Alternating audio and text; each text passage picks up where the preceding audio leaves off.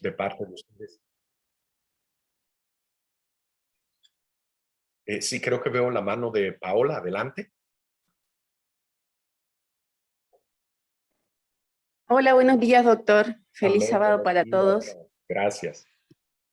Qué inspirador poder escuchar estos temas, porque Amén. estaba reflexionando un poquito con relación pues a este último tiempo, ¿no? Desde que comenzó esta pandemia hacia acá, que esto ha sido como un medidor de nuestra capacidad de resiliencia o de tolerancia frente a las situaciones que cambian drásticamente la rutina de vida que de pronto uno viene teniendo, ¿no? Y mucha gente, su capacidad de tolerancia o de resiliencia se vio bastante zarandeada. Muchas personas, pues, en donde se afloró demasiado el tema del temor, el miedo, ¿cierto? A todas las situaciones que de pronto uno no sabía cómo se iban a venir. Entonces, cuando uno mira, pues, mucha gente incluso les escuché el término, esto parece apocalíptico. Ojalá que esto pueda mejorar, que podamos salir pues de esto y pueda volver todo a la normalidad.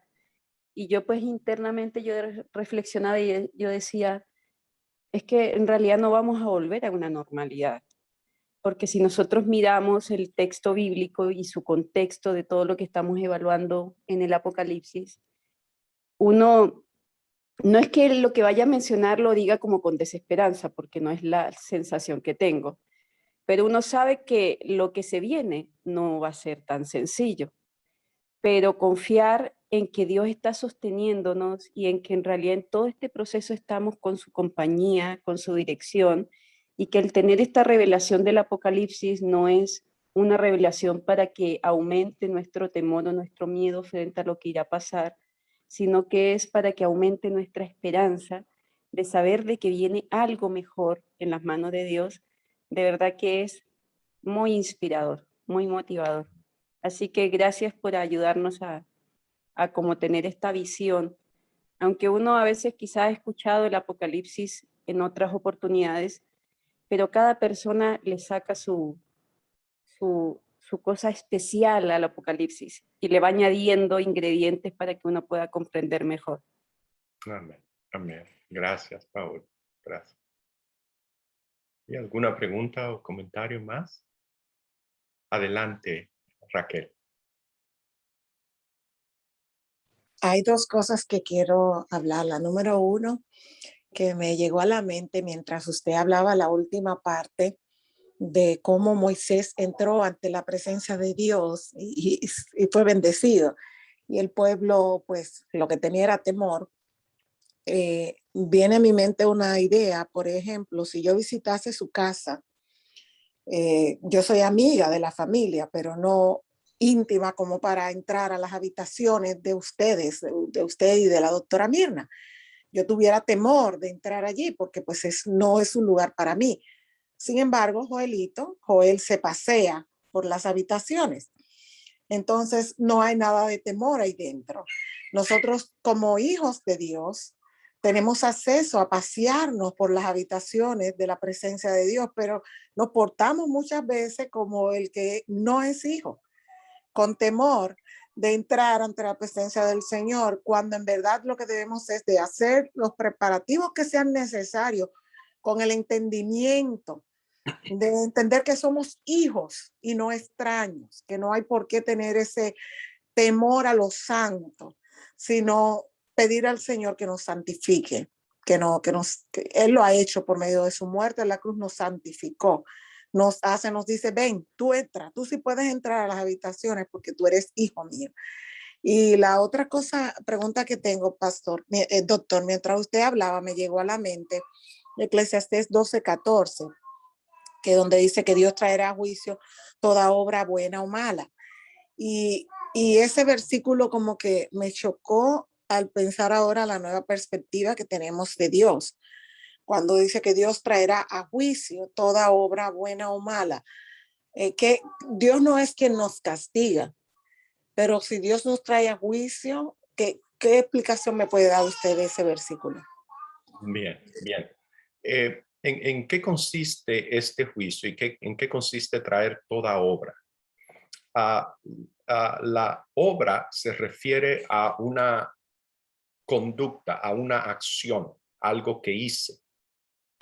Se refiere a conductas, actos. Así que son cosas externas, externalidades. Las externalidades testifican, expresan una realidad interior. Ese es el tema en parte para la semana que viene. Terminamos hoy con la pregunta, ¿y quién podrá sostenerse en pie? El capítulo 7 nos habla, se centra en la respuesta a esa pregunta, y la respuesta es el sellamiento. Sabemos que el sellamiento, el sello de Dios, es una contrapartida, o el lado opositor tiene su imitación, que es la marca de la bestia, es el nombre que Apocalipsis le da. Y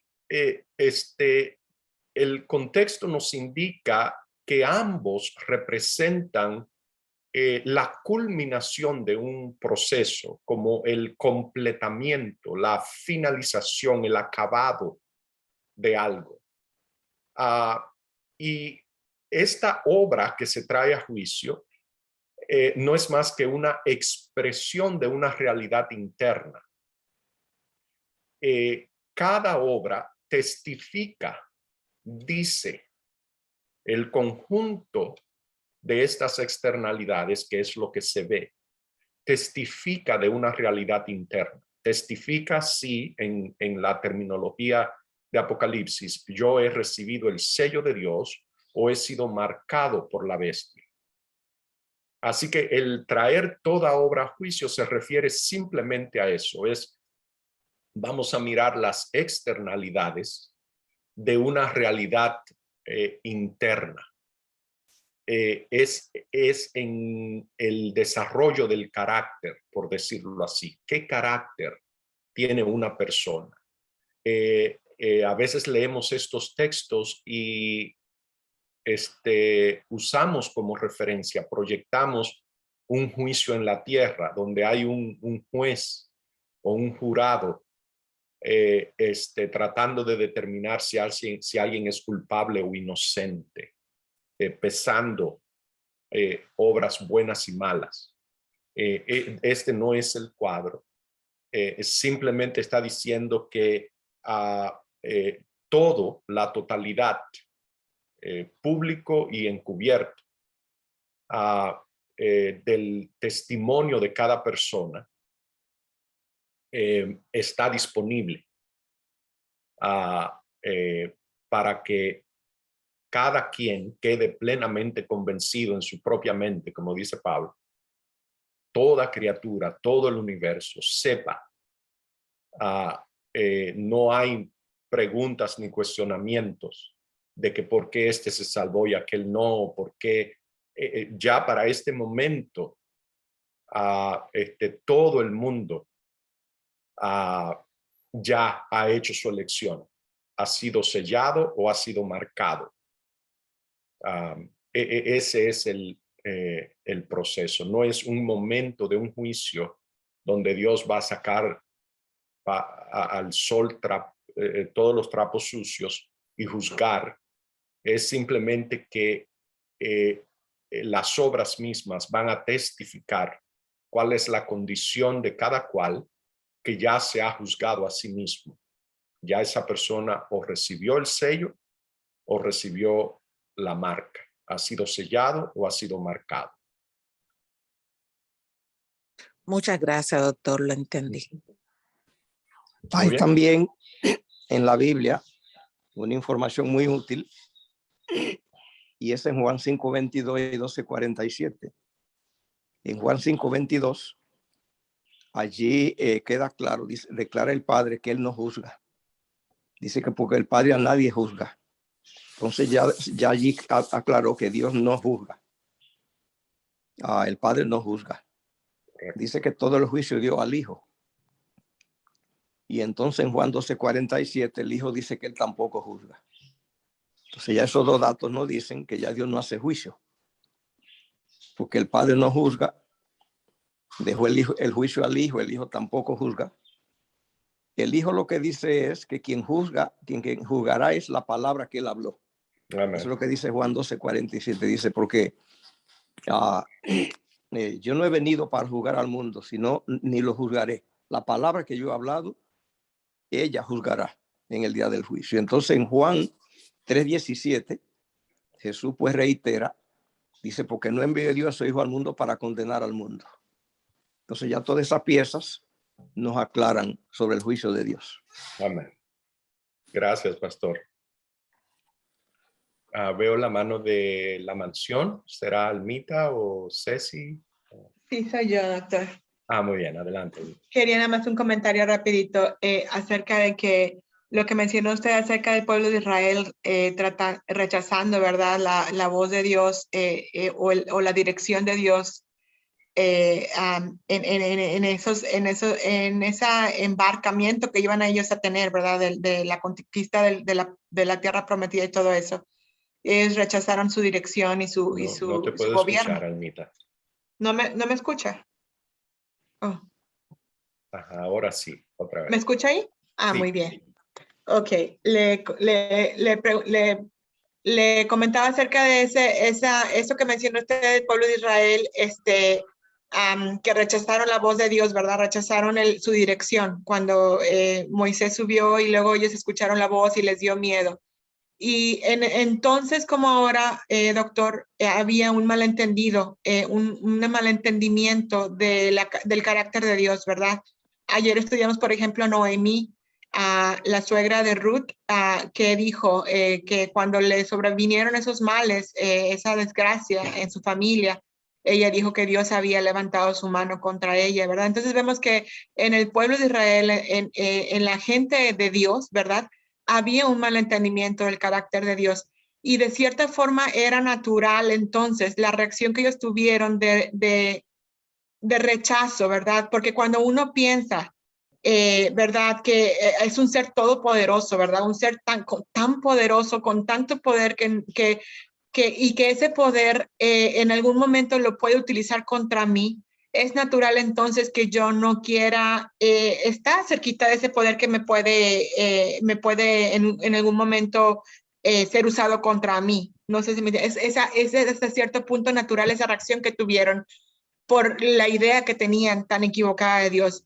Y lamentablemente esa idea está todavía latente en la mente de la gente. O sea, todas las personas pensamos hasta cierto punto que Dios es el responsable del castigo del malo, que es el que va a tomar acción contra el malo o el que ya algunas veces la toma, que a veces decimos, esas personas no prosperan, esas personas van a, como dicen por ahí, ayer hablaba con alguien que decía del karma, que el que actúa mal le va mal, ¿verdad? Porque Dios de alguna forma toma venganza por los que son justos o los que él considera que, ¿me entiende? Que le adoran. Entonces, ¿cómo no tener temor? ¿Cómo no? Porque todos somos en un momento vulnerables, ¿verdad? Seríamos vulnerables al castigo de Dios.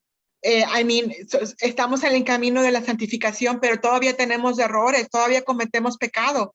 Y hay una ventana de tiempo, ¿verdad? Entre que comete uno pecado y se da cuenta del pecado que cometió y pide perdón. Esa ventana de tiempo puede ser utilizada en nuestra contra si nosotros seguimos pensando así. Entonces hay una vulnerabilidad del ser humano que no le gusta y por lo tanto prefiere estar alejado de Dios. No estar ahí cerquita donde pueda alcanzarme ese castigo. Entonces es tan importante el que cambie la mentalidad del ser humano, el que podamos vislumbrar el verdadero carácter de Dios, la verdadera, cómo Él actúa, cómo es la realidad según Él la ve, cómo es el desenlace de las cosas, ¿verdad? Cómo se va a dar, de tal forma que podamos en nuestra mente dar cabida a la idea dar oportunidad a Dios de que nos muestre su amor y su bondad para con nosotros, ¿cómo se puede decir? Porque cuando uno vive en temor, es bien difícil ver, ¿verdad? Que realmente esa persona a la que tú le tienes miedo no te desea ningún mal, ¿verdad? Cuando uno, es bien difícil verlo, cuando uno vive en temor, ¿verdad? Por eso dice la Biblia que Jesús, que el amor echa fuera el temor, ¿verdad? Y entonces, ¿cómo podemos deshacernos de ese temor? ¿Cómo podemos rechazar ese terror que nos produce el pensar que somos vulnerables al poder de Dios y que puede ser utilizado en nuestra contra, ¿verdad? Es precisamente el conocimiento de su amor, ¿verdad? El que lleguemos a la conclusión, ¿verdad? No solamente en nuestra mente, sino, ¿cómo podemos decirlo? Experimentar su amor en nuestras vidas, o sea, hacerlo parte de nuestras vidas y entonces comprender la verdadera naturaleza del amor de Dios. Cuando uno lo internaliza, cuando uno se hace amor, ¿verdad? Uno lo recibe en su ser y se hace parte de nuestro ser, entonces comprende uno realmente cuál es el amor de Dios. Pero mientras uno esté pensando en términos humanos, es muy difícil ¿cómo se puede decir? Como dice la Biblia, la carne tiene enemistad contra el espíritu, ¿verdad? Entonces, no puede comprender. Entonces, hasta el momento en que uno se hace espíritu con el Señor, que uno ¿cómo podemos decir? Sí, se hace amor, ¿verdad? Que su ser se convierte, se transforma en ese ser amoroso que el Señor quiere que seamos todos. En ese momento es posible entonces comprenderlo, porque antes no es posible.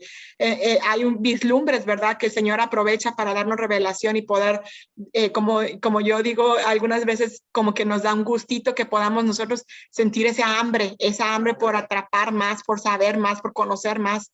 Y entonces, y el Señor nos va revelando, ¿verdad? Y todo, pero es importante que salgamos con este mensaje que la gente está muriendo literalmente sin conocer a Dios y que eso es tan triste, tan terrible, tan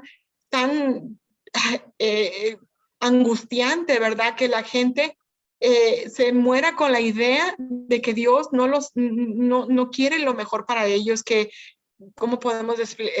Con esa idea que choca en sus mentes entre la bondad de Dios y lo que hace con el malo, ¿verdad? Es importante que salgamos al mundo y contemos a todos los que conocemos, ¿verdad? Que el Señor no es así, que nuestra idea de que el mundo nos ha vendido, esa idea que el mundo nos ha imbuido, ¿sí? Que nos ha inyectado en nuestra mente, que no es la correcta acerca de Dios y que debemos de cambiar esa idea para poder realmente ser salvos, ¿verdad? Conocer al Señor y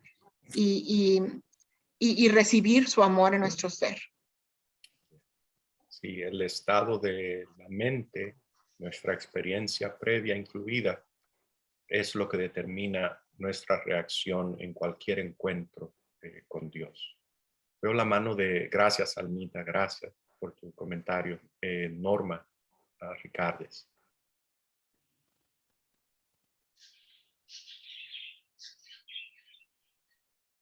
¿Sí veo tu mano, Norma?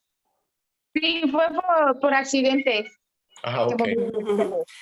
Yo quería comentar algo, estaba esperando si Normita quería decir algo, pero complementando lo que dice Almita,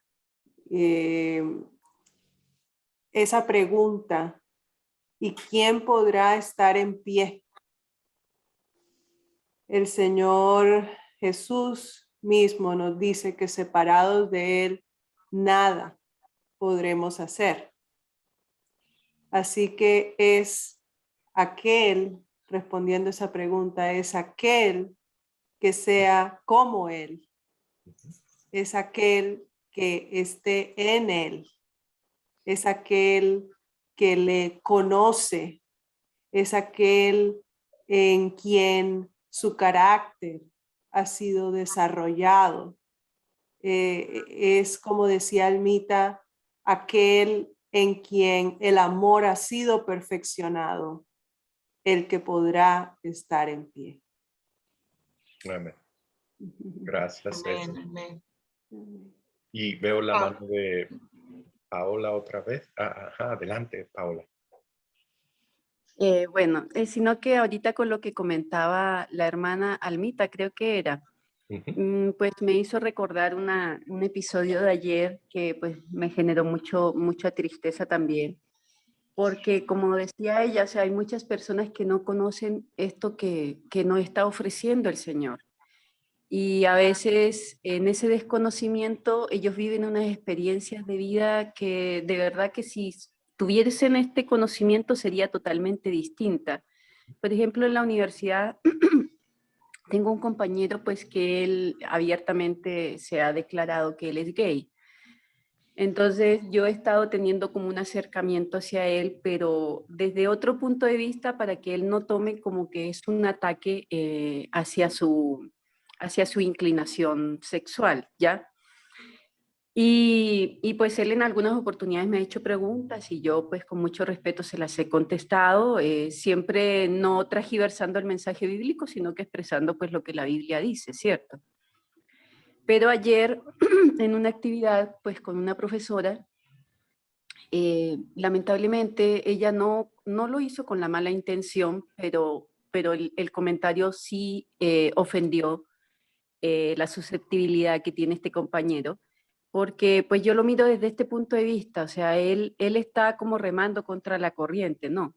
Porque Dios estableció pues hombre y mujer. Él al tener otra inclinación sexual, él como que nada contra la corriente de un estándar o de algo que estableció Dios. Entonces, sin duda se va a ver predispuesto a que hayan situaciones en las cuales él se sienta incómodo.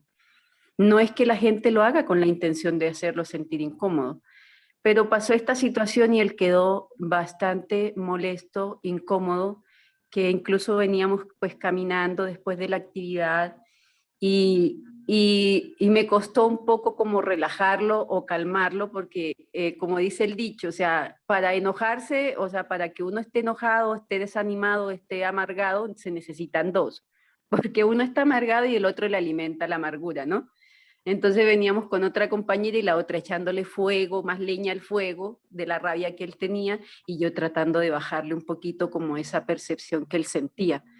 Pero sí se sintió bastante dolido y él siente pues que por parte de la universidad lo discriminan. Yo le dije, es que no es eso, no es eso, simplemente que él está en un medio pues donde tenemos nosotros claro el concepto que Dios estableció, hombre-mujer. Entonces él al meterse en ese medio y ver que las cosas caminan diferente a como él las quiere ver, se siente más susceptible quizás a cualquier cosa. Pero eso pasa pues por no tener este conocimiento, por no tener la dirección, por no estar transitando quizás por el camino que Dios ha establecido, ¿no? Gracias por el comentario. Yo voy a solamente añadir esta pieza. Hay muchos otros pecados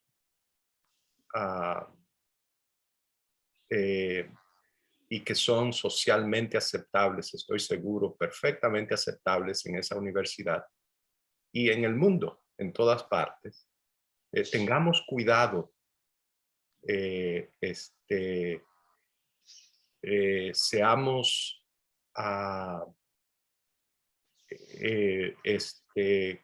cuidadosos en escoger, en singularizar pecados para atacarlos de una manera especial o de atribuirle un cierto odio o rechazo. El pecado es pecado. Y este compañero suyo muy probablemente tiene toda la razón en sentir resentimiento de que hay muchos otros pecados. Estoy seguro que hay adulterio y fornicación y todo, robo, mentira, en esa universidad y en toda la sociedad, como los hay en todas las universidades y en todas las sociedades, y querer singularizar a uno particular. A veces se singulariza el aborto, a veces se singulariza este estilo de vida. Seamos cuidadosos con respecto a esto. No crear una tabla y atribuírsela a Dios. Esa tabla existe. Hay pecados públicos que son terribles y condenables. Y hay otros pecados que son igual de terribles y condenables, pero que son aceptables socialmente. Yo me atrevo a decir que la segunda categoría tal vez es más peligrosa simplemente porque no le pone sobre aviso al pecador de la pecaminosidad de su pecado. Yo solo quería hacer ese comentario, no para discutir el tema necesariamente, pero ya que se dijo públicamente, quería añadir esa pieza. Le doy muchas gracias a todos por su participación. Yo creo que nos hemos pasado bastante del tiempo, así que podemos seguir con la parte que sigue y nos vemos entonces con